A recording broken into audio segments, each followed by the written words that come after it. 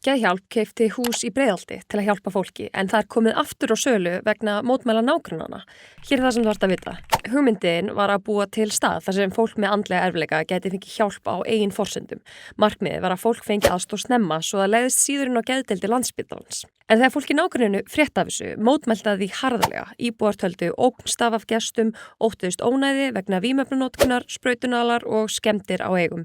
Sumir töldu að öryggi barnanna í hverfinu var í hættu og að fasteignaverð lækkaði. Og svo sem tekið fram, starfsemin er ekki hafin, það er ekki eins og búið að opna þetta hús.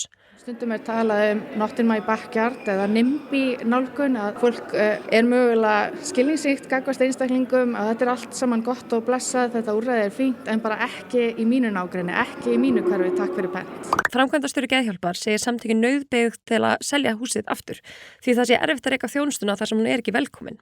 Húsið fer því aftur á sölu og leitin að nýjum stað heldur áfram. Þetta mál sýnir hversu erfitt það getur verið að finna stað fyrir mikilvæga heilbrigðisþjónustu inni í íbúðahverfum.